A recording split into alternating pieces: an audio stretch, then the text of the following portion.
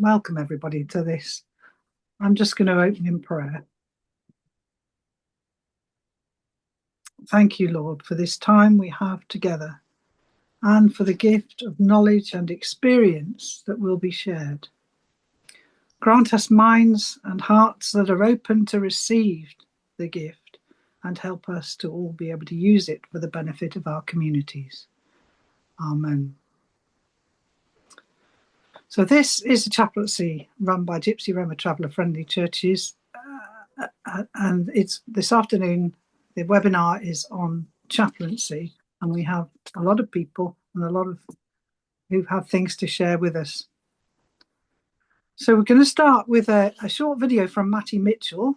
Matty's a Romany man, and he's explaining why he thinks that there's a need for more chaplains.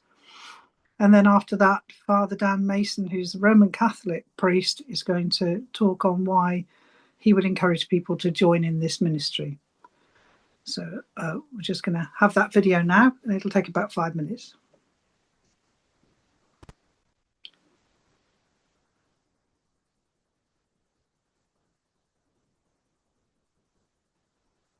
I think it's important because a lot of our people have a complicated relationship with the church. And it's not that we don't think that we got any respect for God, it's that we don't think the churches are often for us. And to put that into point, about 50 years ago, there was a man, or 70 years ago, there was a man in France that asked the ministers why people weren't providing services to the Romani people and the Gypsy people. And they said, well, they're Gypsies, they don't need it. And the man turned around and said, but that wasn't a good enough answer. And he ministered to them people, and then that became a big movement. And today, 70 years later, there's more and more people joining that movement than ever. So it's proof that some people do have spiritual questions and they do have respect for God. And it's not that we're disconnected in that way. It's that a lot of the time we don't feel like we can go to someone, unless they're a family priest that we've known for a long time, for the kind of answers that we want, especially in like our times of bereavement or at a time when you're in a difficult place in your life. So that's why I think that there should be more chaplains. More people should know what a chaplain is, because you can go to a chaplain and ask them questions that you've got that you might not feel comfortable walking into a church and asking.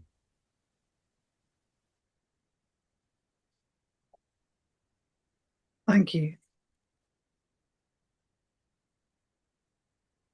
I would. I was able to speak to those who were training for the priesthood about my role as the chaplain for Gypsies, Roma and Travellers, and I was emphasising to them how rewarding it is and how enjoyable it is working with communities where they have an appreciation and a love of the faith, and also a desire to learn more. And it's great to be able to work with families and to see their faith coming alive.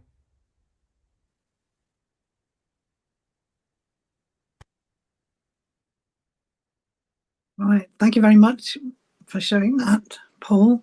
Just let that flow in your mind as we move over to Father John Chadwick, who ministers to Irish travellers and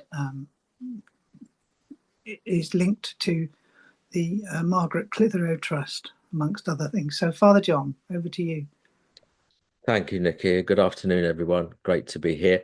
I feel slightly fraudulent because I'm actually filling in for a colleague of mine called Johanna Mills. She's one of our chaplains in the Margaret Clitheroe Trust and heads up our inclusion and catechesis department. Incredibly grand title, but basically it's simply about building bridges, really. I mean, that's the first thing. Perhaps just a little bit of background. Yes, we do work primarily with Irish and Scottish and Welsh travellers, but increasingly, particularly with Johanna's work, she is also reaching out to the Gypsy community as well.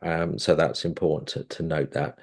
But the bulk of the catechesis, though, her role with that hat on, is as the name suggests, it's to do with the preparation of invariably young people, but also not so young as well, to receive the sacraments in the Roman Catholic context. That is what the brief, I think, for her to do was. She does send her apologies, by the way. So just five, there is a handout which sets out in summary, a very brief summary of what I'm about to say. But there is the background to this is that many travellers from a Roman Catholic background struggle to interact with Catholic parishes. It's pretty much universal in our experience, and it's wonderful to see pockets where that's not the case. But our impression and the Margaret Clitheroe Trust is that Gypsy traveller and Roma people from other traditions, Anglican and Reformed traditions of Christianity, access the sacraments and or equivalent very much more easily than in the Roman Catholic context, which is why really this department that headed up by Johanna has been created. So the first heading she's got here is bridge building. Our objective always is to enable local people to engage with local parish communities. I mean, that's always the number one objective. It's a kind of a failure really if local people, no matter what background they come from, can't engage with the local parish. There's a problem. And our first objective is to try to withdraw really when we find a need. And build bridges, which is about bringing invariably clergy, but not always, and families together. And always there's been a hitch, which is why we're called in to assist. But that's probably it is the overarching objective we have is to withdraw. I mean, it's not a good thing for an outside agency of however worthy it is to be involved in local communities when there's no need to. The second heading is under local parish clergy support. So when we are notified or brought in invariably by families because of a problem engaging with the local community, again, reminder that catechesis is about preparation for the sacraments, baptism, first communion, confirmation, and marriage as well too. Our first role really, and Johanna leads on this, is mediation really. It's about bringing all parties together, and where possible to provide training, close support to clergy, catechists and the like in the local context. Sometimes local parishes ask to use the Margaret Clitheroe Trust catechesis programme, which I'll go onto in a second. But ideally what we try to do is to train local people, local clergy to look after their locals, so to speak. Number 3, MCT, sacramental preparation and catechesis. So that's what I was just referring to there. It's provided through online, through YouTube, through WhatsApp media platforms. And it's a series of very short videos closely supported by an individual catechist who'd be remote nearly always. One of our team would assist families and individuals, and it's important to note it's led by the parents. It's actually led by the families themselves, and then what we do is support the family, the parents, particularly mums, it has to be said, to support their own children in the preparation. Marriage preparation is done very differently, and that's done by chaplains in person always. It's never done, and it's also as individual couples. It's never in a kind of a group setting. I think many Gypsy traveller couples preparing for marriage have found group settings in parish have been really negative experience. They've been exposed to some quite terrible discrimination in that context for all the usual reasons, fear most of all. But it's not really worked out in our experience. Of course, I hope there are contrary experiences out there, but that's not been what we've found. Number 4, celebration of the sacraments. Unfortunately, there are some parishes, communities where travellers are routinely refused access to the sacraments. So this is still going on in this day and age. And where this happens, our own MCT clergy step in and we celebrate the sacraments of baptism, First Communion, confirmation, and marriage. They can, hello. And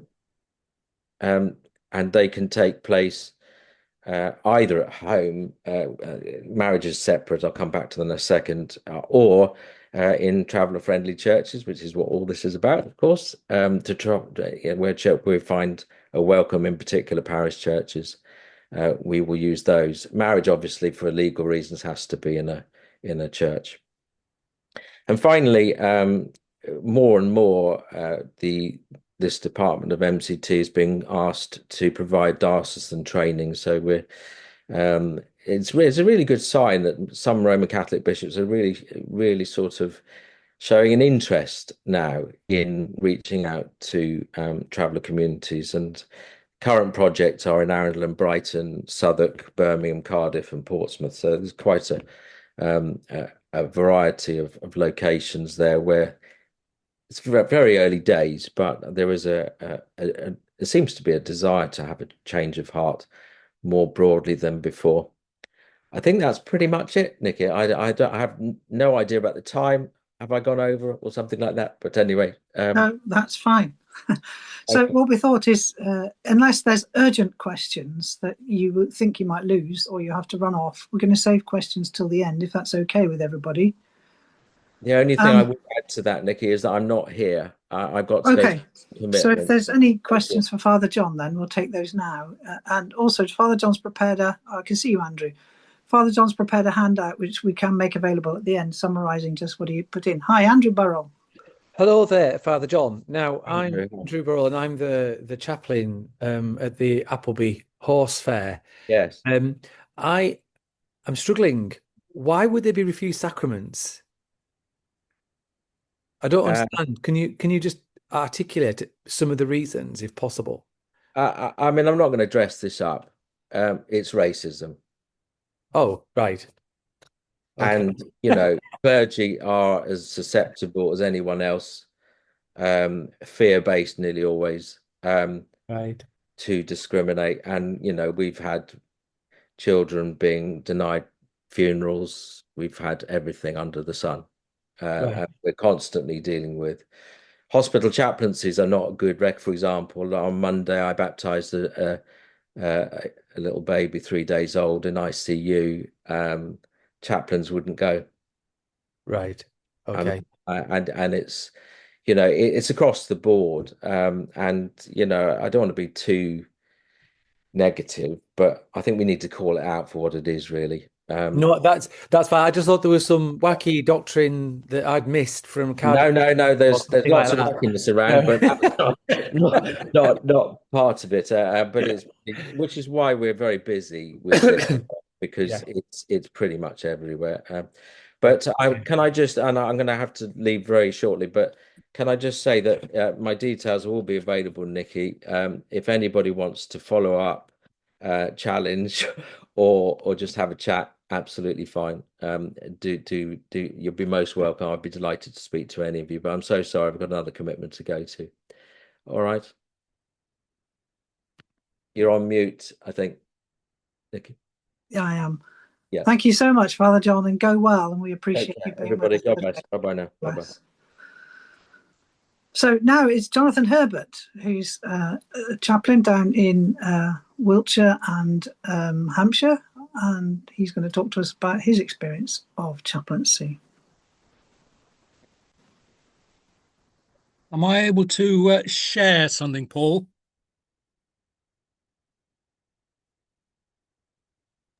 Yep, just give me a second. I've got some pictures, I hope. I work for the Diocese of Salisbury as chaplain to gypsies, travellers and show people. And that geographical area is Dorset and Wiltshire. I think we found somebody in Hampshire, in Winchester Diocese, Hampshire, who may be joining us, I hope, which is great news. You should be fine to share, Jonathan.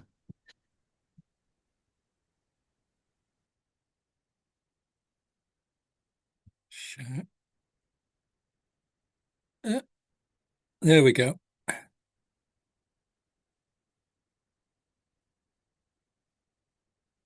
So I was just going to talk a few themes that seem to come up in my chaplaincy.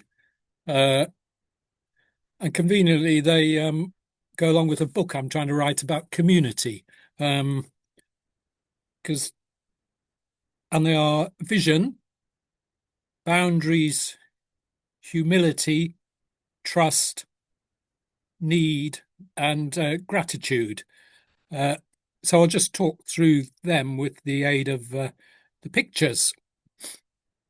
First one is vision.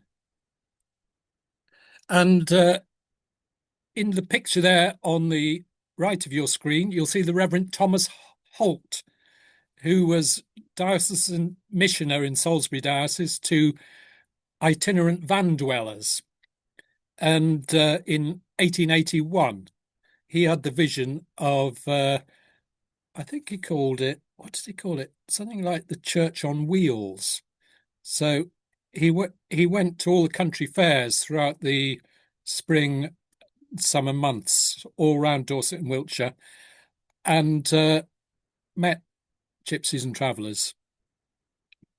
And he'd go the night before the fair and hang out with people, and he'd go the day of the fair. He recognised this as a group of people who weren't being reached. Now, his chaplaincy work continued up until he had 5 successors, and his work continued, and the vision continued up to the First World War, where it abruptly halted, like a lot of things. But the chaplaincy in Salisbury Diocese was revived in the early 2000s by a man called Roger Redding, who found himself in a very posh parish just near Salisbury in the Chalk Valley. I didn't know why he was there, couldn't work it out. It just didn't suit him until he did a traveller funeral. And then he knew why he was there, and he revived the chaplaincy, really based on that original vision of going out to meet people where they were. So, and my chaplaincy work really has 3 areas: pastoral work, so that's meeting people wherever they are, in houses, because we know 70% of travellers now live in houses, caravan sites, council-run private ones, on the roadside, horse fairs, still country fairs, I guess, the Great Dorset Steam Fair, visiting people in prison, really wherever they are. The second part of my work is advocacy work. So that's working with individuals who aren't being heard, who are finding it really tricky negotiating the often institutional racism of various institutions, and also working with traveller groups who are trying to, confront racism and support their people. And the third part of my work is education. It's not so much encouraging gypsies and travellers into education. It's more about educating the settled community, because ignorance leads to fear, doesn't it? And we see a lot of that around. Jonathan, just to tell you, you've got about half of the time left. Oh, right. Boundaries, something to think about in chaplaincy, in any work with people. It's quite a big issue in different traveller cultures. That's a grave. There's a curb around the grave, because people do not wish people to be standing on the grave. Communities are often socially conservative, so you kind of have to be aware about, sensitive to that. I think as in chaplaincy work, you have to keep your boundaries too with people, as you would in any kind of pastoral work. That's very important. A good tip somebody gave me was, I mean, I wouldn't dream of doing it anyway, but you must never talk about another family. You must keep their confidence, otherwise your reputation will be ruined. Humility, that's Martin Luther King taking the knee. We need to come at chaplaincy not from a place of thinking we know everything, we need to teach you, but a place of, I'm here, to be with you and to learn from you. There's a, I'm always moved by the richness of the different cultural groups I work with. So don't go in a preachy kind of way. Go in a gentle way. That's always been my approach to chaplaincy. Trust. That's a nice. That's the wedding of Leon Rawlings at Hillfield Friary in Dorset, where I live, which was a great occasion. And after 9 years of knowing him, he said, "Do you think you can marry us, me and Anita?" I said, "Yeah, but it takes time to build trust." There's a lovely Dutch saying that trust arrives slowly, like a man walking into a camp, but it can but it leaves quickly, like a horse. So it's really important to build trusting relationships and take your time. And within certainly Irish Traveller and certainly Romani and Gypsy communities, you have to build a reputation for yourself as a young man or a young woman. And the same way a chaplain has to build their reputation. It takes time for a group who've got very good historical reasons for not trusting people from outside it takes time, and it's a precious thing. But that's where we're in a great position in the church, because the church is the one institution that's more trusted than any other institution in Britain by gypsies and travellers, partly because so many are Christians. Trust, yeah. Need. We know of the appalling kind of racism there is against gypsies and travellers.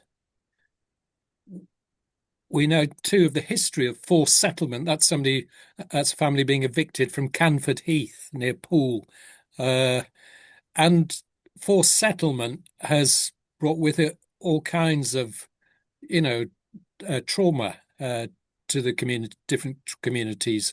A way of life was basically stopped, which has led to, along with the ongoing kind of prejudice, has led to people feeling incredibly excluded and marginalised by society, and has led to it's an epidemic in poor mental health that people are suffering in these communities. And we need to be aware of our own needs too in chaplaincy. So again, it's about taking, as in any kind of ministry, I guess, good time off, about holding certain boundaries sometimes too. People are often in such need that, for example, at a funeral, arranging the service, I've learned not to invite the whole family in with me. Otherwise, you'll have like 20, 30 different ideas of what should go into the funeral. Rather just have 2 or 3 people. And last slide. That was for need. That's our little shepherd's hut at Hillfield Friary, which you can hire out and come and stay in if you want a bit of solitude, a bit of time with God. So very important to build that into your chaplaincy work. And the last one, quote from Tagore, the one who plants trees, knowing not that he or she will never sit in their shade, has at last started to understand the meaning of life. we're able to give out because we have a sense of gratitude that comes from God, and we can't. It's slow, painstaking work, chaplaincy often, and to challenge the negative forces that are out or about in society and in the church when it comes to Gypsy's Roma and Traveller are huge. So we need to be, I think, underpinned by gratitude and realise the slow work of God is going on. We may not see it straight away, but it's going on under the surface. So that's me. Thank you very much. Thank you very much, Jonathan. And you're going to be here later for questions. Yeah, I'll hang around. Yeah. Thank you very much. So now is Major David Blowers from the Salvation Army, who works with Roma people, and he's going to share something of his ministry.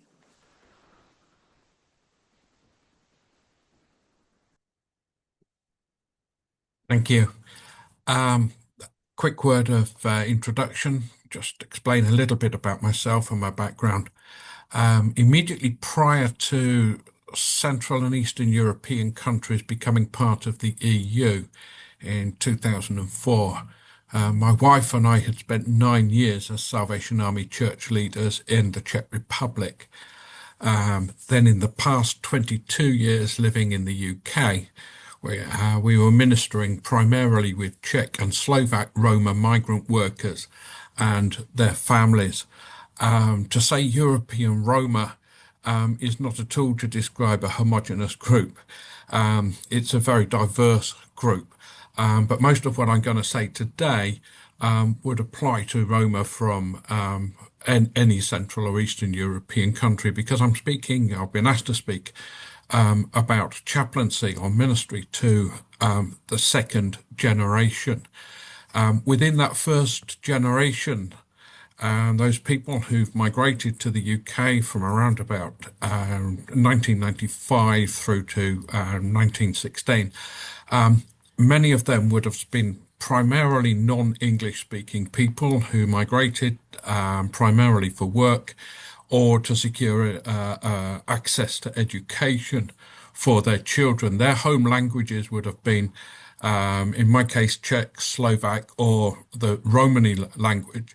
And the Romanist language has many dialects depending on which country the people have come from, and indeed which Roma group they've been part of.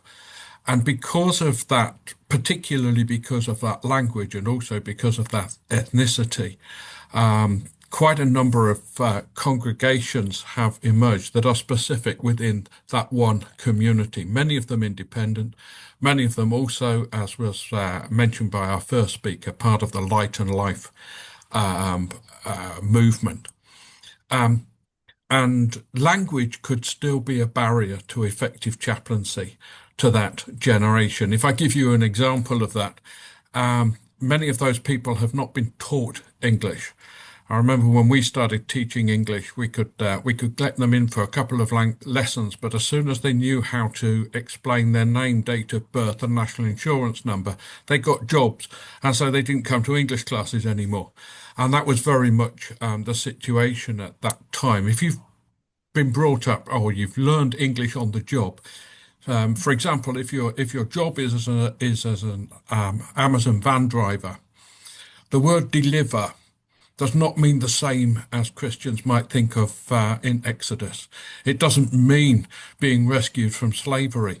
And then if you get a message from your boss that says, save number 108, that actually means don't deliver it. Whereas in a Christian context, we would say save and deliver are linked together and they mean the same thing. So their understanding of English is very contextual. It's about what they needed to know in order to live, and it doesn't necessarily work in a church situation. However, the children who've been brought up in this country, whether or not they were born here, or whether they're what I've recently learned are called 1.5 generation kids, born elsewhere but brought up in this country.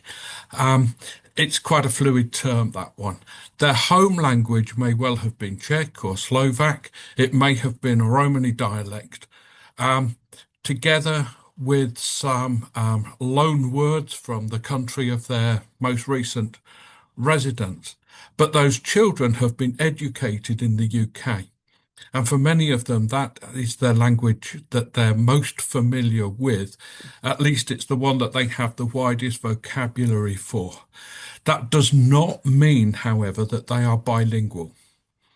Very often, these are people who have two vocabularies, but they don't actually know what that word, what one particular word means in their different language. They've been educated in say, geography.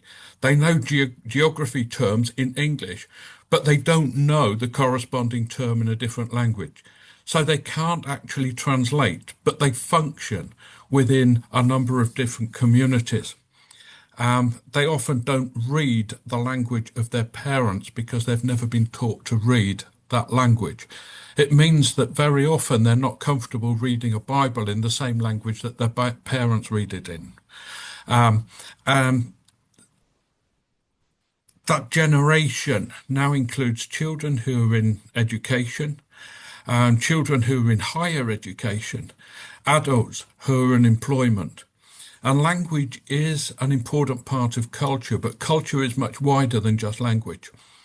Education influences worldview, it influences values, but so does family, so does the background of your extended family. And one of the things that anthropologists are now picking up on is the fact that whereas in classic anthropology, you might go and study a particular community in a particular location, the whole world has become much more global. In other words, what is local is influenced by what is happening on a global scale. We know what's happening in other parts of the country, of the world, and we relate to those things. That's a generation that very often has a good understanding of English, but has an extended network of contacts with family in different places. I'm aware of people who, in their journey from 2000 onwards, they're now settled in the UK, but in that journey, they've lived in Slovakia and worked in Germany and worked in Belgium and have now come to the UK. And they still have family in all of those countries. So just to tell you, you've had over half your time now, just to let you know. Yes, that's fine. That's fine.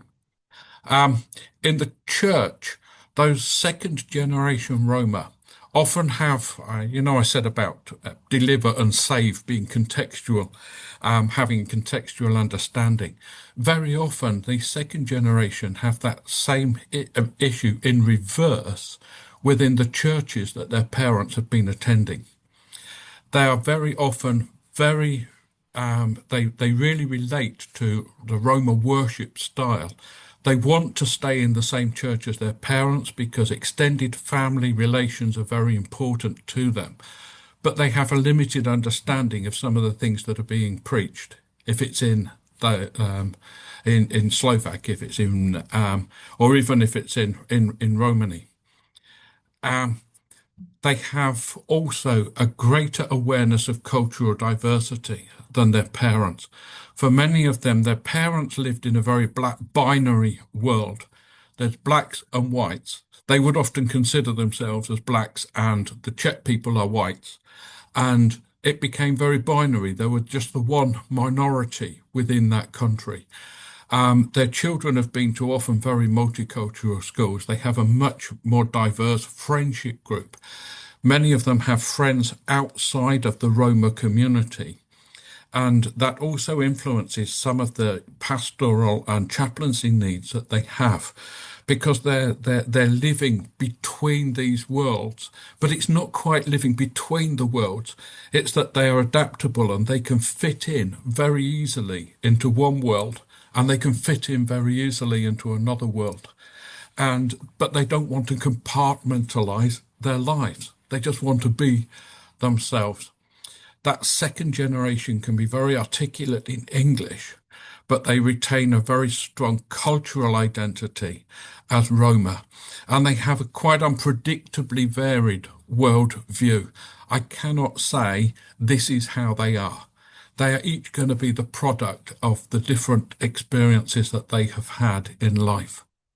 So chaplaincy to that second generation, or to that 1.5 generation, is chaplaincy to a generation, and I'm speaking particularly of the Christians within that generation, a generation that's pioneering access to higher education that their parents never had. They are pioneering the idea of education increasing work prospects because their parents did not have access to a free labour market. They're pioneering the idea of women working, or of women with higher earning capacities than their husbands. And these are real issues that they struggle with, and appreciate advice about. They have friendship groups beyond the Roma community, and Roma communities in Europe are often very, very closed and insular communities. And yet these children have been to school for many, many years with non-Roma friends. They are battling between individualistic and collective values. And they also have, in many cases, an intentionality about bringing their non-Czech, non-Slovak, often non-Roma friends into relationship with Jesus and the church. And this is also where chaplaincy faces an issue. Because if you are, I know people who are very effective. They will talk to different people in English. They will then talk to somebody else in Slovak. They will then talk to somebody else in Romani. And in terms of that, that centers on that one person who can speak to all of them. When the church gathers together, the people can't actually speak to each other. It's only the chaplain who has that language. That's an issue that we're facing in some of our congregations, but it's also an issue that highlights the significant role of chaplaincy. Thank you, David. I'm going to have to stop you there. I've finished. Oh, brilliant. Perfect. Okay. So if we just move on now to Hannah. And David, you're going to be here for questions at the end, aren't you? Yeah. Thank you so much for sharing. So now Hannah Ling is the Social Justice Advisor for the Diocese of Oxford. And Hannah has been trying to encourage the development of chaplaincy within Oxford Diocese. So over to you, Hannah. Thank you, Nikki. Yeah, I just wanted to share a bit of the story about what we've been doing and how we've been trying to foster chaplaincy within the diocese. So I work in the Diocese of Oxford, so that's Oxfordshire, Berkshire and Buckinghamshire, quite a large area. And my role is about supporting work that churches are doing to address poverty and inequality. And some of you will know that in the General Synod for the Church of England in February 2019, there was a paper presented highlighting the inequality of racism and racism that was experienced by Gypsy Roma traveller communities. And from that came a motion that had a number of different asks, and one of them was about harnessing the potential for church growth and help combating racism through chaplaincy. And so I was approached by the senior leadership team in the diocese to look at our response to that. So I started by doing some research, having conversations with chaplains across the Church of England who are already doing this work, and I was speaking to churches within the diocese as well who were engaging with working alongside Gypsy, Roma and traveller communities. Mostly Gypsy and traveller. I've not encountered anyone working with Roma people within our diocese yet. And I also spoke to a small number of Gypsy and traveller people in the diocese as well. And as a result, I wrote a paper for the diocese on the experience of disadvantage and discrimination faced by Gypsy, Roma and traveller communities, and, you know, touched on all the things we know about kind of various inequalities, shortage of housing and sites, the racism that people experience. And this has been a really good starting point to educate and advocate for this work within the diocese, saying actually this is why it's important, this is why as a church we need to respond. But it's also helped me map where churches across the diocese are already doing this work. Something that centrally, as a diocese, we didn't really have any real understanding of, except kind of isolated, oh, we know that person's doing something. So now I'm aware of 14 churches working to some extent across the diocese with these communities. And it's been really clear from talking to these church leaders that this sort of work is quite isolated work. They have limited support or input into this work, and they're also not connected to each other. They don't know about others doing similar stuff across the diocese. And they talk about how this work is particularly difficult because of that backdrop of exclusion and discrimination that Gypsy, Roma and Traveller communities face from the wider population, but also from within their own churches. And also I found that not all churches with Gypsy and Traveller sites in their parishes are yet working with these communities. And as has already been mentioned, we know that not everyone is living on sites, but that's kind of a starting point for what we're looking at here in the diocese.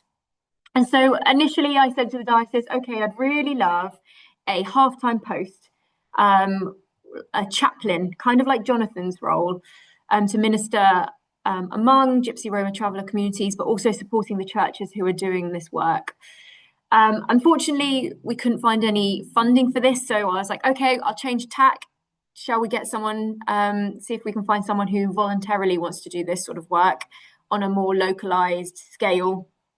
Again, didn't quite work out how I'd hoped, envisioned and planned, so I changed tack again. And I think that's the kind of theme of this work, the persistence. It's not easy to make headway, and that's what I found. But because I know how important it is, I've gone, actually, okay, well, what else can we do? And so in September, I brought together a whole load of churches from across our diocese. I think we had 6, with others wishing they could come but weren't available to, but 6 churches coming together for a lunch where Nikki and Jonathan came from Gypsy, Roma, Traveller friendly churches, and we just talked together. We had lunch, we shared about the work that we were doing across the diocese, how we were involved with supporting Gypsy and Traveller communities.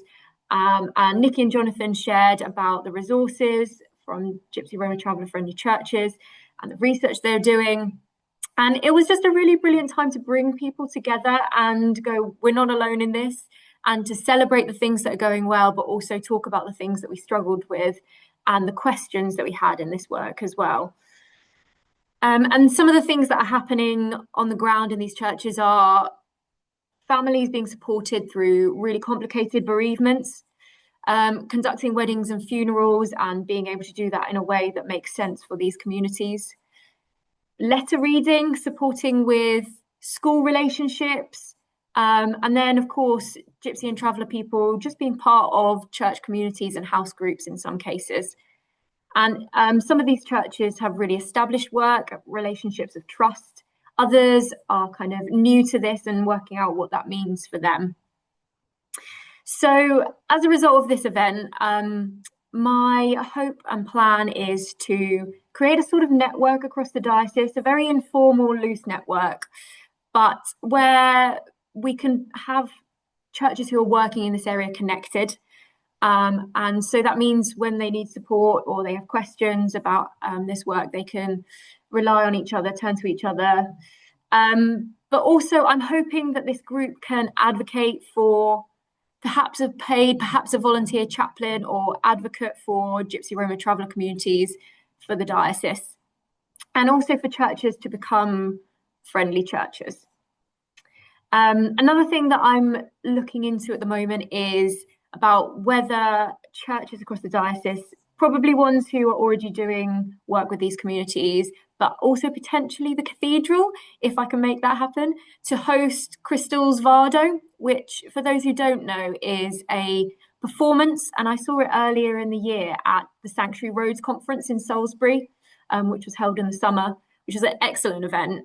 And this performance was really entertaining, really engaging, but it was also a really good way to raise awareness about the racism and injustice faced by Gypsies and Travellers today. And so my hope is that a couple of churches in the diocese might be able to host this performance and invite people from their communities, invite the people they're working with who are Gypsy, Roma, and Traveller as well. And people come together to learn, but also just to have a bit of fun together and be in that same space together. So, yeah, you can probably tell from all I've said that this has been slow work. There's stuff going on locally that is really amazing, but we have a long way to go. And I think that thing of persistence that I said is really key. And trying to work out what actually our response is and how to do this best to support the churches that are doing this work, but whether we can do more on top of that. So, yeah, prayers for this work as it continues, and yeah, holding on to what might be in the future. Thank you. Thank you very much, Hannah, for that. And you're going to be around so we can talk about the discussion. Thank you very much. And now that's quite neat because it moved across to Andrew Burrell, whose face has disappeared from my screen. But Andrew, are you there? I am. Oh, you are. Good.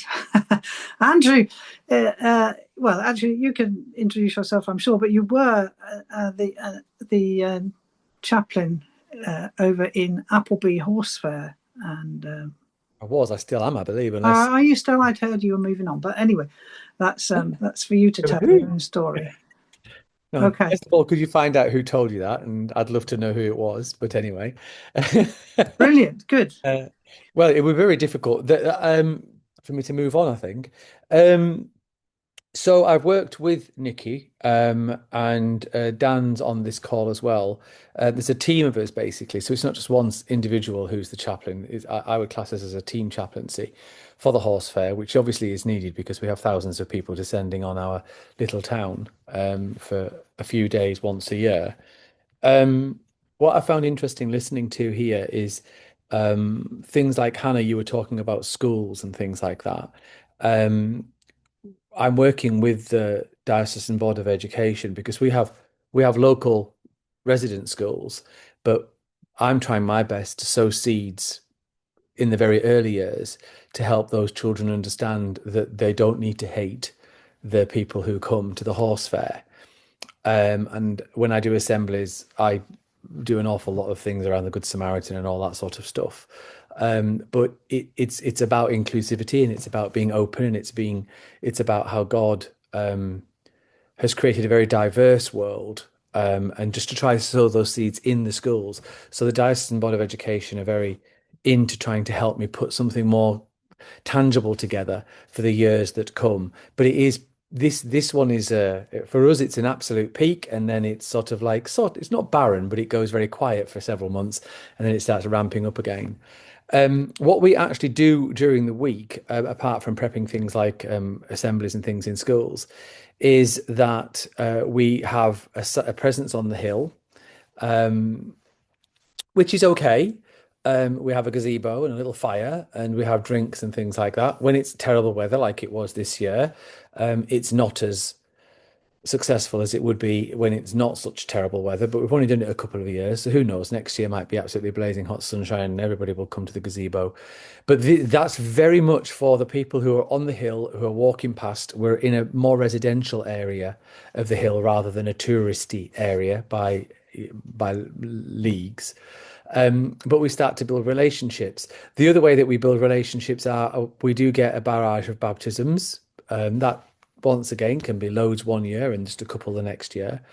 But because of that presence and because of the relationship that's being built up, I'm being approached to do weddings now. So I've done 3 weddings so far in the last 2 years. And they're just fabulous. They're just absolutely excellent. And there's been 1 in Long Martin and 2 in Appleby. And they go down so well. And the local community, the local church community, think it's wonderful as well. And they use the local hotel facilities, etc. So I actually think that's a really good way of building relationship between ourselves and the community. Baptisms, as I say, yes, big, but you do start building relationships with families. And the gentleman who spoke first, when he was talking about trust, I couldn't agree with him more. There's a couple of families that I've built relationships with now, and So I did a baptism of 9 children across 2 or 3 sisters and cousins and all that sort of stuff one day. That wasn't during the horse fair. They came back to Appleby for that. They came back to Long Martin for that. And the patriarch, a lovely man called John, who sadly passed away, just thought it was wonderful that we did this and that we were prepared to do this. And the family wanted him to be buried in the churchyard because that family buries their family in our churchyard. There are a couple of big families that bury that have generations in the churchyard. I did have to smile when the photograph of the grave was shown with the wall around and the gravelly stuff. Well, obviously, in a church graveyard, we have some very strict rules and regulations, which do cause a little bit of problem. And we did go one day and find one grave with a huge mound of shiny stones on, which we've had to remove and leave a polite note saying we're really sorry, but this is breaking our rules, not our rules, but the Church of England's rules on graveyards. But I was approached about that for some feedback. So I did say that, you know, different cultures have different approaches to how they want to remember their families and etc. So I do think that I would hope to think that we could have some sort of flexibility there. But anyway, we'll see. So we do get funerals as well now, which I think it might be the first funeral we've had in a long time, to be honest with you. But it is building this trust with families that are transient but they class this place as home. It's their spiritual home. And in the conversations that I have with people, there's a very real sense of that, which I'm always, I have to say, quite proud and moved by. I was born in the area. I grew up here. I have known the horse fair since I can remember, and my mother talks about it from when she was a child. So we have our roots definitely in the town and in the community. And because I grew up here, I also know a lot of the animosity that's there and hatred, just basic hatred and racism. And so I do feel sometimes that I'm stuck between these two communities, which I don't mind. But it does mean that sometimes I have to challenge the preconceived ideas of people who are here, and I'm trying to encourage them to engage more.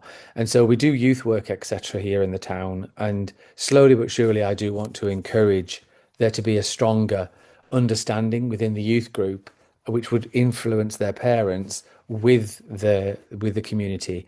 We're a long way off doing something structured there, but it is another thing that's whirring away in my head. So it's all very transient. It all happens and then it stops. But I do have to say that the connections that I'm making with the family, the big family, the Nicholsons, they get in touch with me when they need a reference for their child to get into their local Church of England school. You know, they let me know when they can be here and we meet up and have a coffee. It's really lovely, and that started a different type of relationship. So we actually are now having a service on a Saturday morning in Long Martin Church for the Gypsy Roma Traveller community, if they want to come to that on the Saturday morning. So offering them an alternative service, because there are the Roman Catholics, which obviously I've got no issue with whatsoever at all, but there are the more Protestant, very fundamentalist elements of the church there. And we do get some not bad fights or anything like that, but I've got into several very interesting conversations about baptism and infant baptism and stuff like this. But I think it's important that we're offering liturgy, worship, to use a more common word, I suppose. I'm being very Anglo-Catholic when I say liturgy, but worship, that if they wish to participate in, they can. And as I say, my connections with the family, that's how that's happened in Long Martin. It really is everything that's been spoken about here, the reading and writing, the language, etc., all things that I've experienced. Her wisdom has been priceless for me. And at baptisms, not handing out loads of baptism service leaflets, because quite a lot of the community cannot read, and they feel excluded the moment you do that. So trying to keep these things very simple, which is quite biblical, really. So it's been an absolute privilege to do the role. It's been amazing for me, actually, seeing as I grew up here. It's given me a completely different view. Never thought I'd be blessing horses, but, you know, there you go. We'll get on with it. Nikki's laughing because I know she's had to do it as well.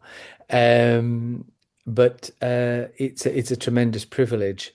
but we don't actually have any stationary communities here in Appleby. We do in Cumbria, but sadly I haven't been able to branch out into that because of my ordinary parish work, which obviously the day-to-day stuff pulls me away from trying to do something cross county.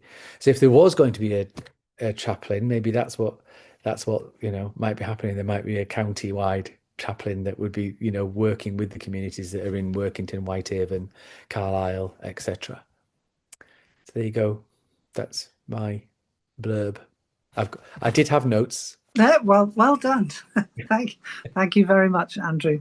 And you'll be here, yeah? And Dan. Yeah, we'll have to shoot off at very quickly or at the end, though. So okay. So, do you want any questions now, Andrew and Dan? If there was any burning questions, yes. But otherwise, Oh, Leonie has got a burning question. I do. Thank you. Thank you so much for sharing that. That was really interesting. I was just wondering, in terms of the service that you were talking about at Long Martin there, and providing something that's specific, does it work well for that community to be able to access a separate service that meets their needs? And if so, how does it meet their needs, rather than looking to create something that's more integrated with the wider community? Well, we do have the wider community service on the Sunday morning. So people do go to that. Nikki, for example, this last year, she led it. It doesn't get a massive number of people to it. And the one in Long Martin was very much, because there are several graves there and families that have had people who've passed away and buried there. What we modelled it as a sort of a remembering service. So it had that leaning to it. But I work with, I didn't actually just design the service on my own. I had members of the family, we were emailing and chatting on the phone to say what we wanted to do and things like that. And so I think it always will be something about remembering those that have been here and we've lost them, and we want to, ponder on them and everything like that, and that sort of thing, rather than, say, for example, a worship service, just come and sing some worship songs and hear somebody preaching and read the Bible a little bit. It has that sort of remembering element to it, Leonie. So and I don't think that's going to go, because I think that's very important for the community. It's a sacred space to do that. Thank you. That's so helpful. And I love that it is co-produced with the families as well. Thanks very much. Thank you for the question, Leonie. Now, if we just move on to Father Maguire, who's going to tell us about his ministry with the Roman Catholic Church. He has a huge job, which he can tell you more about.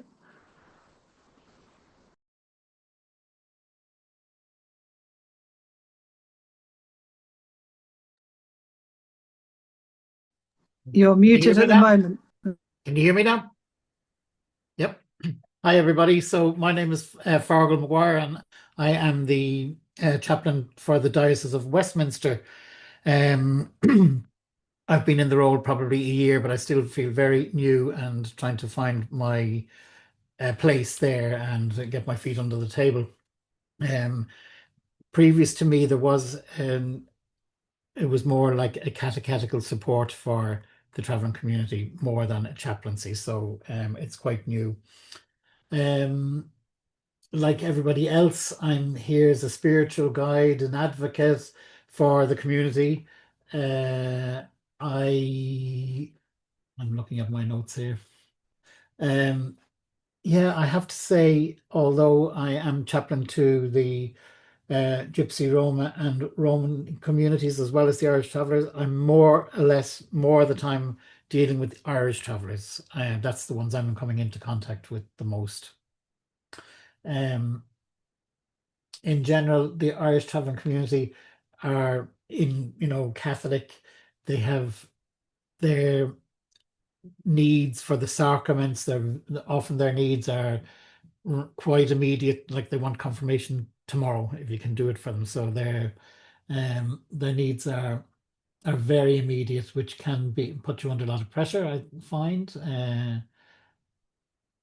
They have all the problems that you've all spoken about. racism, discrimination, issues with housing. I'm sure you've all heard about the site in Redburn, which burnt down recently, and I think the difficulty that that's causing for those families. Yeah, so my job is like trying to build relationships, build up trust, as was already mentioned, look after the pastoral care. Irish travellers have, they have great devotion to, many things. They want their graves blessed, and they want to take a pledge, and I'm sure we've talked about that in other places where they take a pledge, and then something happens in the family, like a wedding or something, and they want the pledge removed. So it can be quite funny. Catechetical support for the kids and young adults. Trying to build up connections like everybody else with local parishes, that they can, I'd say, be more welcoming, and try and understand the needs of the traveling community, that, it's not just like they are a different ethnic group, and they have different needs, and they have different ways of doing things. A lot of parishes don't understand that. Anything else I can say? Yeah, I really enjoy working with them. It is demanding, that's for sure. And as I said, I work for the Diocese of Westminster, but the traveling community don't have boundaries or borders. They go everywhere, and they have, a sister in Birmingham, and can you do something for her and all that? What do you do? So yeah, you're outside all the time. Yeah, I think that's me. Father Maguire, could you tell us what the Diocese of Westminster covers, because it's different from the Anglican, and Right. may not know. I mean, it's a huge diocese. It goes from, I don't know, like Reading, right across London, out into across to Brentford, and it's a huge diocese. So it covers a huge area. And for me, where we have a map of all the sites. The sites are the easiest things, but it's when travelers are living in fixed housing that it's very difficult to get them. There's no kind of register of addresses and places, for that. So yeah, the sites are easy to go and visit people on the sites, but it's the settled community, not the settled community, but people who are living in fixed houses, which is more difficult to be in contact with. Thank you very much, Father Maguire. You're still here later, are you? I'm still here, yes. I'll Excellent. wait till the end. So people can ask for questions. So if we can move on to Rebecca Evans. Rebecca is the Ministry Development and Inclusion Officer, and she's going to share a different approach to working with these communities that's being pioneered or developed. Okay, thank you, Nikki. Thank you for inviting me. So I'm from the Diocese of Truro, which is a very rural diocese, for those of you that don't know Cornwall or haven't been here on holiday. We have found that our travelling community is fairly dispersed, but also in kind of particular areas, but dispersed across the diocese. So we're mainly talking about Gypsy and traveller communities, and also boat people, because we have a lot of sea line as well around our diocese. And I guess to a certain extent, my story is fairly similar to Hannah's. I was kind of nodding along to the things that Hannah was saying. So our context is that we have clergy doing roles that are called oversight ministers. So they're overseeing quite a significant number of parishes, with a sort of oversight local model where they have local leaders who are lay or ordained in some of those places around them. We also have our local council, Cornwall Council, who have got a long-term strategy for a better engagement and opportunities for Gypsy Roma traveller communities. So that was a bit of our starting point.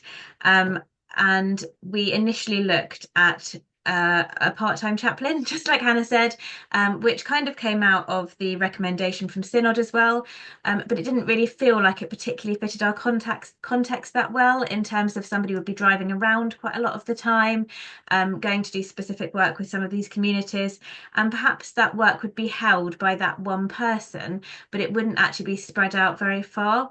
I think one of the things that we were really conscious of was that we didn't want to kind of do to these communities and put something in that might be there for 3 years and then be withdrawn. And sometimes that's worse than kind of not putting the work in the first place. So we began to look at an approach, which I'm kind of terming an asset-based community development approach, which looked at what we had and what resources we had and how we could reach those communities in a sustainable way. So the model that we have kind of advocated for the time being is exactly that. It's about equipping local clergy where they are. So where there are clergy in areas where they've got significant Gypsy, traveller, boat people communities, actually enabling them to be better equipped to respond to their needs, and to do that with some of the lay leaders that are with them in those places in that oversight local ministry model. And we also have a training programme within our diocese called AMD, which stands for Accompanied Ministry Development. And we wanted to utilise that in order to equip those people, so that we recognise that actually working with these communities could present different challenges to what other ministry might. And it would be probably good for them to have a collegiate experience within that ministry team of doing that. So AMD is kind of little cohorts of people getting together to learn on a particular topic. So we envisaged that we would do a cohort that looked specifically at the work with these communities and get all of those clergy and lay people that would be involved in it together to work and to be trained and supported in that, and to have a chance to kind of talk to one another about their experience. The benefits we saw of that were that actually if a member of clergy left, then actually if it was a chaplain, all of that knowledge would be lost from all of those communities. Whereas if one member of clergy left from one of those places, we'd still have that knowledge in the diocese, maybe in a different geographical area, but it could still be spread. And hopefully we would have built links between the lay people within those communities, because you did want it to be about integration as well, not having a separate provision for these communities. I just saw a question jump in. Boat people we have some of them in sort of areas around people that live on boats in a kind of nomadic way. So particularly around Falmouth area. So that was our hope, was that actually, particularly in the current political climate, that actually we needed to get people to kind of get rid of those fears around difference, which is actually it feels like it's getting more ingrained at the moment rather than getting better. And so actually enabling lay people in their communities to kind of come together with the member of clergy to support those communities would be a positive. One of the things, having spoken to Ivy about this before I proposed it, she did talk about how much time would probably be needed by those communities. And first of all, I thought, I don't know if that's the kind of member of clergy's role. And then I thought, actually, I'm not listening properly here. And actually, they needed to do that sort of work in order to build trust. So we talked about potential of backfilling some of clergy's roles. So whether that's additional administrative support or something else, so that it gave them specific designated time to work with those communities. So where we are with it now is that it went to Episcopal College, the paper that I wrote about a month ago. Episcopal College is our senior leadership team within the diocese, and they were very positive about it and were very keen to progress it. We do have a new bishop, so everything's, there's just sort of changes happening around that, which is fairly normal.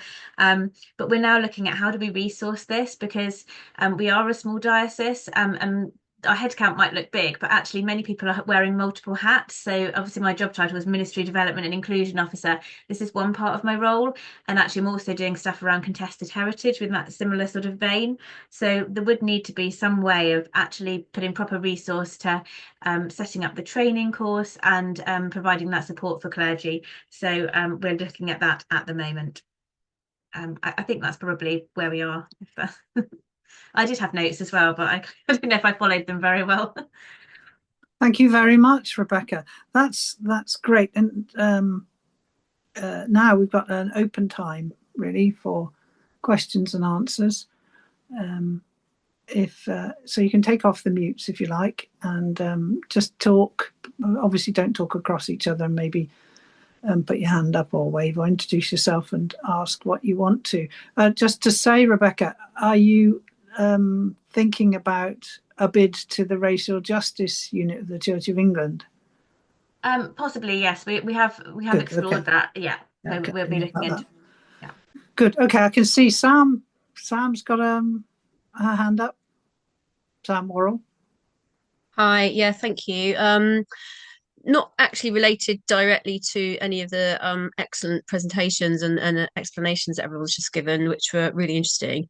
But I wondered if there's somebody on this call that I might have a conversation with about the work that I'm doing for Gypsy and Traveller people in prison. Because I'm going to be holding some focus groups next year for our next project. And I'm really interested in basically we're going to be producing some guidance around good practice, best practice, that kind of thing, and finding out what community members have had to help them through the criminal justice system. So I'd be really interested to talk to somebody from the chaplaincy who's kind of leading on this work or working in this area, and see if there's a conversation about maybe having someone for the chaplaincy join our kind of co-production group as well. If that's possible for someone to link me in with somebody, that would be amazing. We do have Rebecca, who's not here today, but Rebecca's very interested in chaplaincy, prison chaplaincy, and Jonathan's experienced in prison chaplaincy, as is Sean. Sean's a prison chaplain, aren't you, in Manchester, as well as being chaplain for Gypsy, Roma and Traveller people. So maybe those people if we could share their details with you, Sam. Yeah, that would be amazing. Thank you. Sean's here on the call. Sean, do you want to wave so Sam can see where you are? Did you see that? On my screen is at the bottom. Yeah. I can't see him in the way. Hi, Sean. Just introduce yourself, Sean, please. If you're on mute, Sean. We can't hear you. Don't worry, I don't want to take up too much time, but I'll put my email address in the chat if that's all right, and I'd love to hear from anybody. Okay, thank you very much, Sean. And Rebecca, you have your hand up. Yeah, I had a couple of questions. I wondered whether somebody right at the beginning, and I'm sorry, I can't remember who it was, spoke about the refusal to offer sacraments and also to kind of baptize children, which I think is really shocking and horrifying.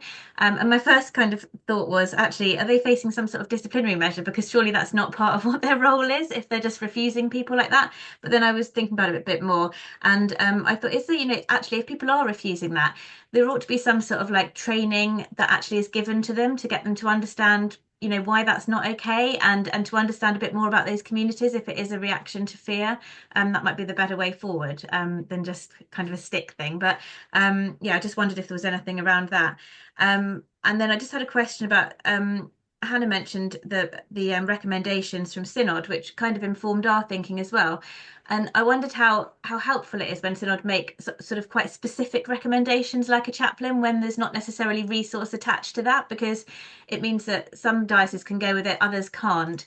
And then there's a risk that actually if you just choose not to, that's a challenge. Could it be more about actually encouraging those sort of forums to say, we want to see what you've done around this, so that people can do something that's more contextual, but actually have a requirement to do something. Whereas if they just say, actually, we can't resource this, it's kind of a get out in some ways, I think. So they were my just two questions, if anyone has an answer to either of those. Anybody want to come in on any of those? Oh yeah, can I just come in as Ivy here? So just to answer for Sam Worrell, Sam, we will share your call out in our newsletter in January also as well. And I will send you a picture of Sean in a minute so you know who he is. And I'm happy to link both of you in. I think you met at a conference earlier this year as well. And in terms of, we had a question for Father Fergal that came in. So, Father Fergal, how do you navigate prejudice towards the communities from colleagues, if there is any?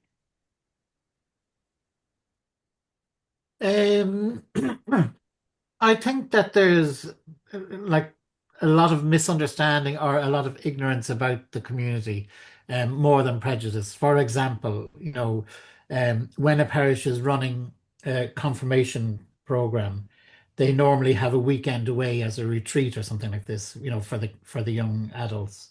And particularly traveller girls, will not be going to that. They don't sleep outside their parents' house, for any circumstances. And they won't be going. When parishes don't understand that, they think it's kind of non-compliant with what they're putting together. So, but once you explain that to them, they're okay. So I don't know if there's prejudice, but there certainly is misunderstanding and ignorance of what's happening, of the community. So I think that some kind of cultural presentation of the community to parishes would be a good way forward for them to gain a more understanding of the ways of the travelling community, I think. And sorry, and why we picked up that question about synod, there's various issues with synod. Synod is like Parliament without government. It doesn't usually have any resources or even set requirements. It's very, very good at expressing the wishes, but then doesn't necessarily come back and say, this is how we want you to measure what you're doing, and this is how we want you to do it, and here you can get resources. They do over some things, they can do that, but in general they can't and don't. So it's very frustrating. And I guess it's a huge effort, a massive effort to get anything on any synod agenda. Either it's easier in deanery synods, it's harder in diocesan synods. It took me 4 or 5 months to get us to agree to support the National Synod resolution to get it on the agenda. So to get it on the agenda, anything to do with gypsies and travellers on the national agenda, took many years of preparation, many years, and a lot of work. In fact, Jonathan was one of the people, as was Ivy, I think, involved in taking that forward, and there might be others on the call who are involved. So yes, but the point is taken, and I think it's not meant to be chaplaincy in a rigid form. It's meant to be, you need to think about the needs of these people pastorally and culturally, and you can't ignore them in your churches. And the disciplinary, yes, that is correct. It isn't right to refuse. People don't often refuse directly, they refuse indirectly. For example, you have to attend this church for 6 months before you're allowed to have baptisms. And now that might be not true from everyone, but it can be put out there as a way, and it can be challenged and has been challenged. But I think education and challenge is always the better way forward. So sorry, that's me talking. I think Zenda, Stephen and Leonie, you all have questions. Zenda, I think you were first. Okay. Sorry. Thank you. Thank you for allowing me here today. And what I've just heard is absolutely brilliant, being a Catholic myself. My name is Zenda Caravaggio, and I'm a trainer with TAY Training. We've had funding from the Welsh Government to train Gypsy, Roma and Traveller community people to create their own training course, which they will then deliver to 22 local authorities throughout Wales. This is to raise awareness about the communities themselves, their cultures, the difficulties they face, the hurdles they have to go through. When you're talking about racism, discrimination and prejudice, we are trying to change all that across Wales. And for the people themselves from these communities, the Gypsy, Roma and Traveller communities, are the actual people that will be delivering these programs. So when you're talking about chaplaincies and welcoming people into them and breaking down the barriers, connecting to communities, getting that conversation started, this program that we're on is ideal for that. What I don't have the chaplaincies that are in Wales, around Wales, from Anglesey right down to the bottom. I am looking to see if anyone can help me with this. My email is there with you for me to access this training. I was just wondering if some of you could help us to actually drive this forward by giving us information of how many Gypsy Roma travellers are in the Catholic community, what religious community they are in, are they attending your chaplaincy, what difficulties you were having, because it's a 4-year program, and it would be lovely to have you all engaged with us to drive this forward. It is an unusual funding program. I've never heard of it before, where you're actually training people themselves. They're actually now creating their course. They're writing it as I'm speaking. And they will be delivering a session to the Welsh Government in December. If you would like to come along to that, please email me and we'll give you an invite link to attend. So you'll get a more, how can I say, better feel for the project. If you go onto Facebook and look for Transform Your Training, it's all in there on Facebook. If you all contact me, I can send out information. The admin can send out anything you need to know. I'm just so pleased to be here today to listen to all this wonderful work. And the connecting to the community is the same as what we are doing. Trade training does things with people, not for them. Thank you very much, Enda. I think we'll make sure that your details are included in the chat after this. Thank you. Stephen and then Leonie. Nikki, my take is slightly different in that I work as a writer. And I think, Nikki, you and I exchanged emails a year or so ago.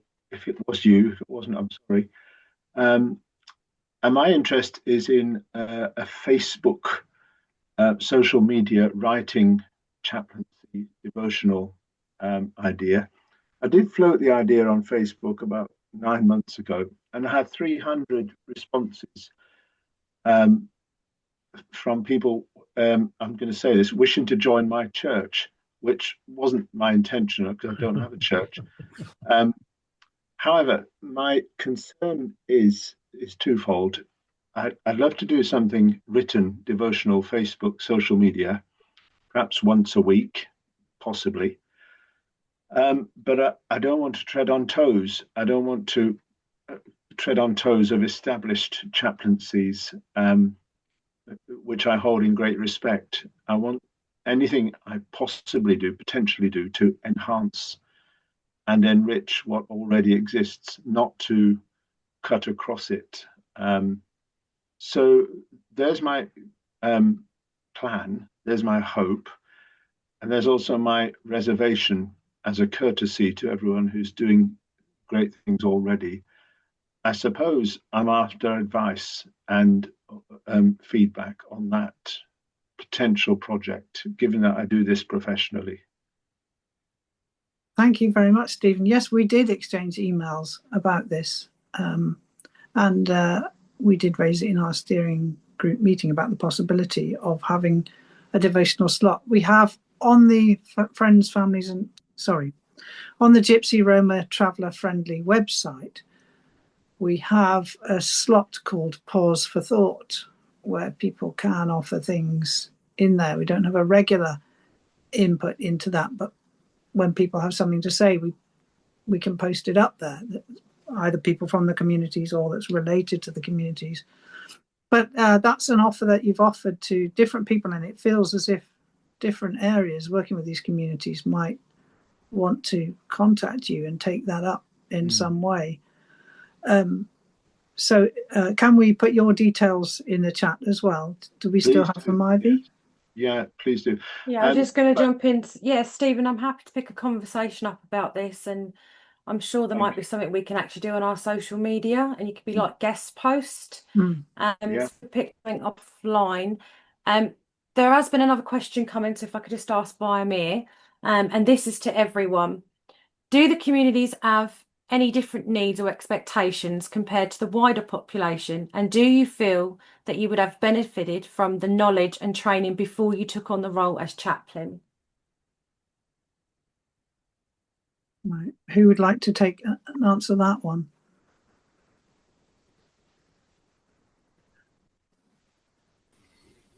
From a a perspective of someone who's not a chaplain, part of the reason that I'm here is as a volunteer within the church in Wales, who has quite a large Gypsy Roma traveller community, various different types of travellers, Welsh and Irish predominantly, in Cardiff. And actually, this is the sort of information that's really helpful to consider before moving into a chaplaincy. Zenda, diolch yn fawr for that information. I'd love to link in with you about that.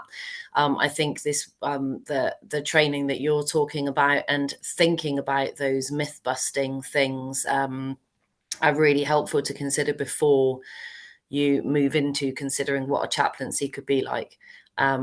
David, I can see you've got a response to that question as well, so I'll hand over to you. Didn't say I had to cut out anybody else's.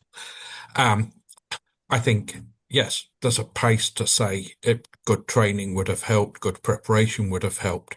But one of the things that needs to be included within that preparation is to treat every person as an individual. One of the big issues that we have within particularly the UK designation of Gypsies, Travellers, Romas is the idea that people think that's a homogenous group, and it so much isn't. Thank you, David.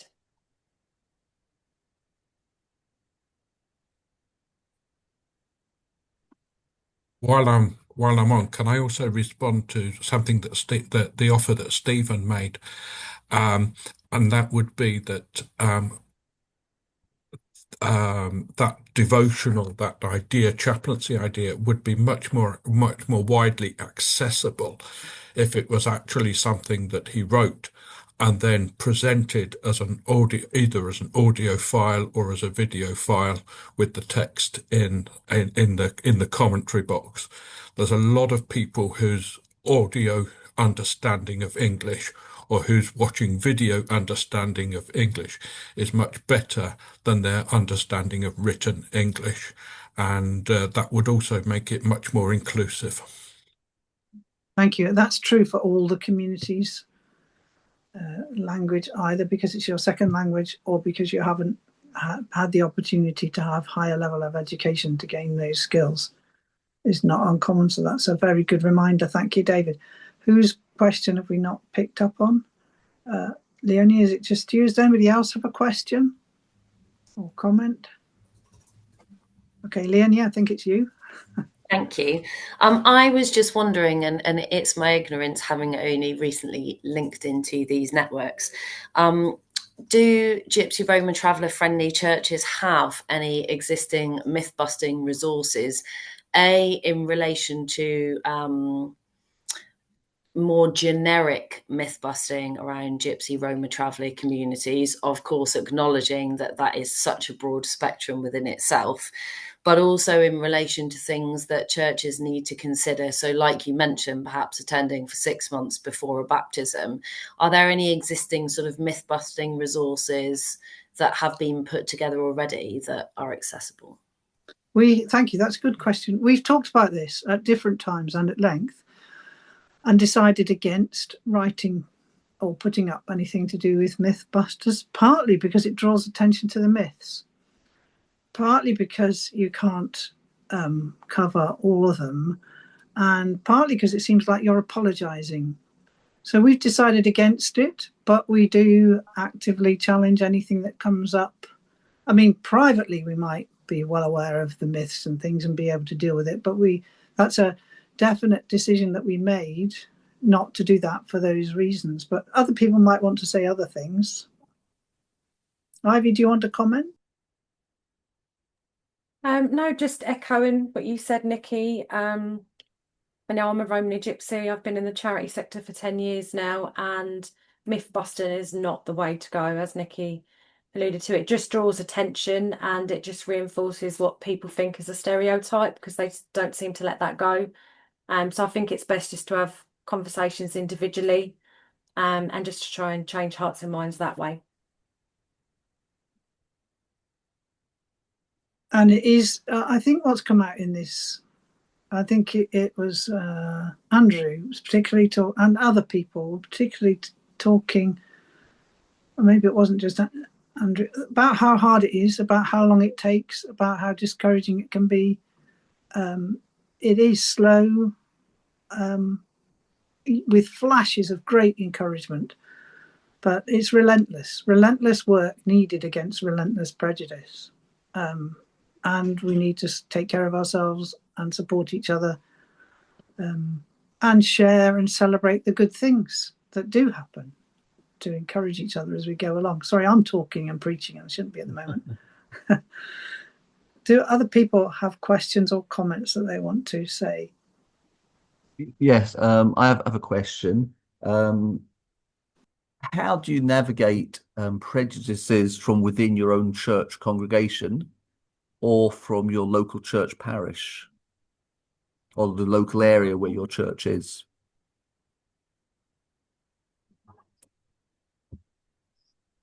Who'd like to comment on this one?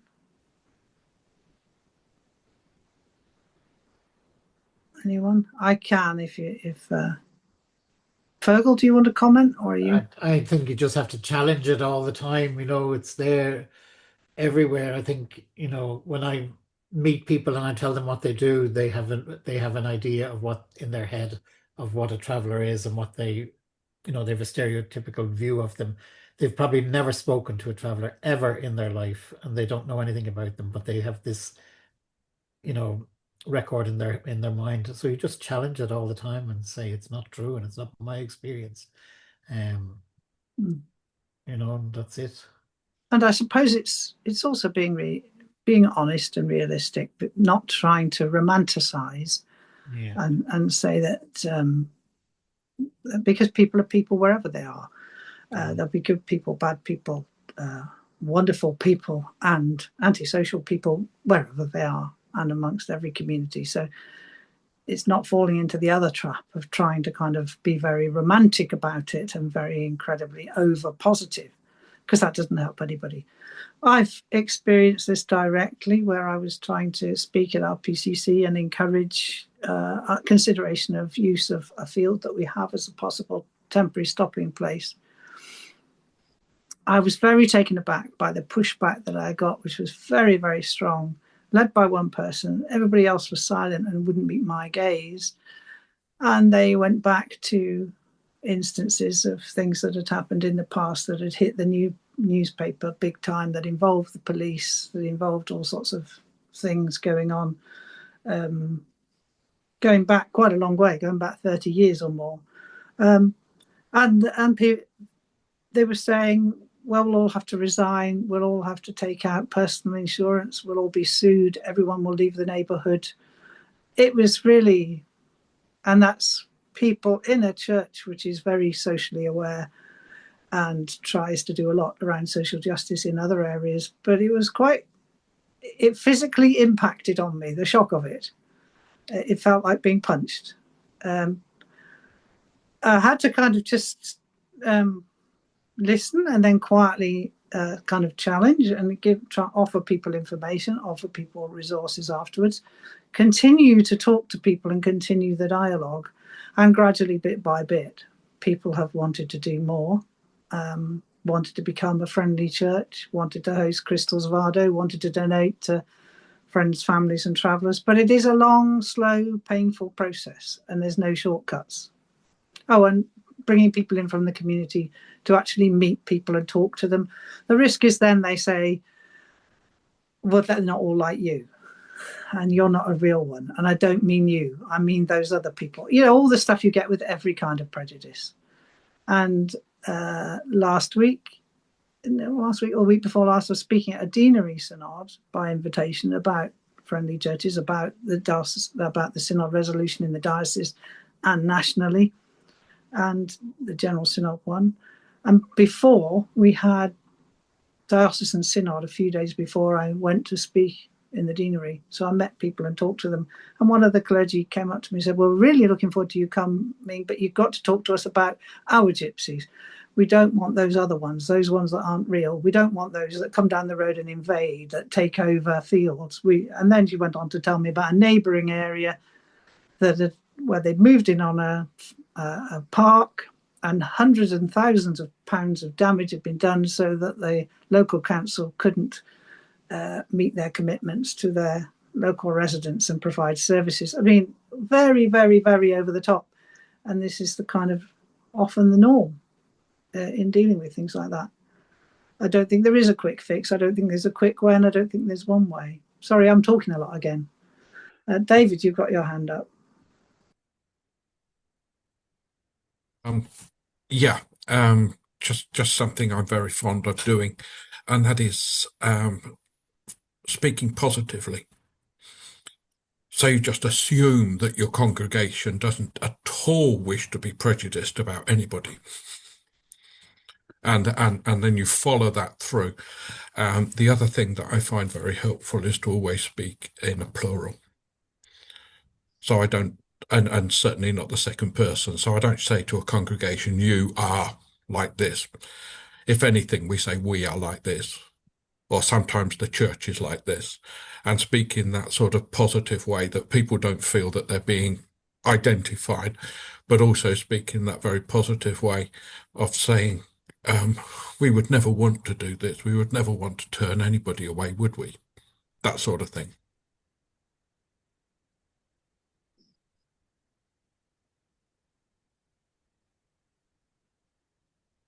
Nikki, you're on mute.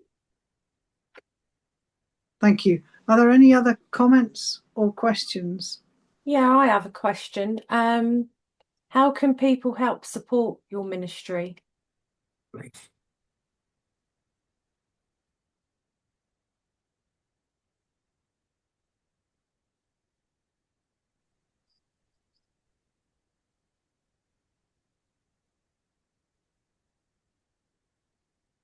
Who would like to answer this? Dan, you've been very quiet. Well, not wanting to sound too pious, pray. Because people's hearts and minds need to be changed, and that isn't going to come through argument. If people have been reading the Daily Mail, apologies to anyone who reads the Daily Mail, but if you do, I don't know why you're here. You know, you can't argue with ignorance, but you can love and you can inform and you can challenge, and I will challenge. If people come up with something, I'll say, well, where did you get that idea from? Why have you come to that conclusion that, you know, this is what these people or those people are like? Where's that come from? But yeah, so prayer, absolutely vitally important. Fergal's had to leave us. We had a chance to ask him questions, I think. Ivy, have you still got your hand up there? No, sorry, Legacy. It's coming down now. Does anybody have anything else they would like to say? No, I would like to say thank you so much, everyone, for coming, for sharing, for listening, for responding, for advocating, and basically for all that you all do. I think you're incredible. All, you know, really appreciate it. And the more we can do to work together to support each other and encourage each other, the better. And please do let us in Gypsy Roma Traveller Friendly Churches know how we can help in whatever way that you're doing and how we can cross-link people. So thank you for today. Thank you so much, all of you. It's greatly appreciated.